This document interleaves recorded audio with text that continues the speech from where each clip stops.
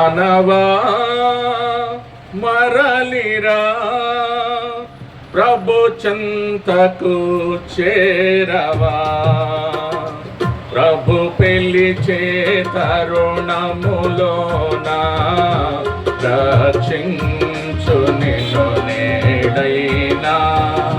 ప్రభు పిలిచే తరుణములోన రక్షించు నిన్ను నేడైనా. మానవా మరలిరా, హృదయములో నెమ్మది లేక వేసారి విసిగిన బ్రతుక.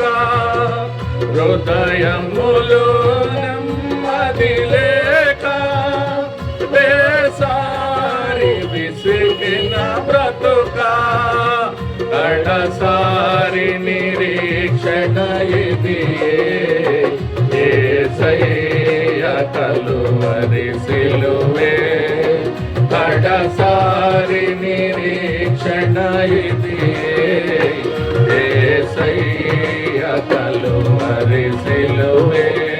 మానవా మరలిరా, ప్రభు చెంతకు చేరవా. ప్రభు పిలిచే తరుణములోన రక్షించు నిన్ను నేడైనా. ప్రభు పిలిచే తరుణములోన రక్షించి నిన్ను నేడైనా. మానవా మరలిరా, చుట్టుముట్టాయి వ్యాధుల వరస. దిక్కుతో చని మరణపు పడక. చుట్టుముట్టాయి వ్యాధుల వరస. దిక్కుతో చని మరణపు పడక. కడసారి నిరీక్షణ ఇది, యేసయ్య కలువరి సిలువే. కడసారి నిరీక్షణ ఇది, యేసయ్య కలువరి సిలువే. మానవా మరలిరా, ప్రభు చెంతకు చేరవా. ప్రభు పిలిచే తరుణములోన రక్షించి నిన్ను నేడైనా. ప్రియమైన వాళ్ళరా, విజయక్క తన యొక్క యాత్రను ముగించి ఆ యొక్క దేవుని యొద్ద విశ్రాంతి పొందుతున్నది. కాబట్టి తను ఈ లోకయాత్రను ముగించి దేవుని యొద్దకు వెళ్ళింది. కాబట్టి మరణము రుచి చూడక బ్రతుకు నరుడెవరని బైబిల్ సెలవిస్తుంది. పుట్టిన వారందరూ తప్పకుండా మరణించాలి.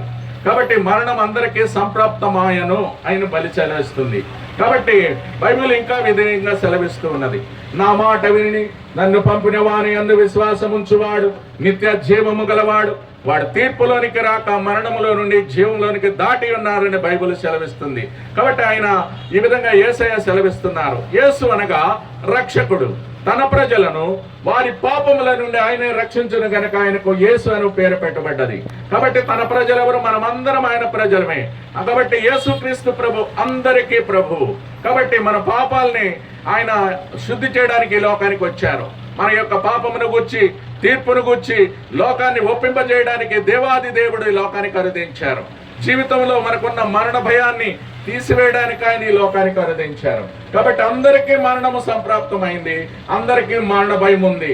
కాబట్టి నువ్వు ఎప్పుడు చనిపోతావో ఎవరికీ తెలియదు.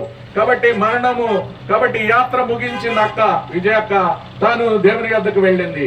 కాబట్టి మరి నువ్వు ఆయన దగ్గర వెళ్ళగలవా?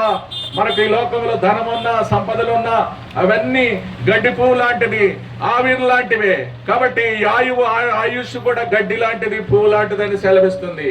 కాబట్టి ఈ యొక్క జీవము ఏ పాటిది, ఇంతలో కనబడి అంతలో మాయపై ఆవిరి లాంటిది. అందుకే నా కుమారుడా నీ హృదయము నాకు ఇమ్మని బైబిల్ సెలవిస్తుంది. నీ రోత హృదయం ఆయనకి ఇస్తే కడిగి శుద్ధి చేస్తారు. కాబట్టి మన పాపాలని మనం ఒప్పుకుంటే ఆ యొక్క పరలోక రాజ్యానికి వారసులం అవుతాం. నా కుమారుడా నీ హృదయం నాకు ఇమ్మని బైబిల్ సెలవిస్తుంది. కాబట్టి ఇప్పుడు క్రీస్తునేస్తున్నందున్న వారికి ఏ శిక్షా విధి లేదు, శిక్ష నుంచి తప్పించబడతాం. కాబట్టి నీకు మోక్ష రాజ్యం వెళతాం. కాబట్టి ప్రభువైన యేసునందు విశ్వాసం ఉంచండి ప్రియులారా, అప్పుడు మీరును మీ ఇంటి వారు రక్షించబడతారు. కాబట్టి ఇదే అనుకూల సమయం, ఇదే రక్షణ దినం.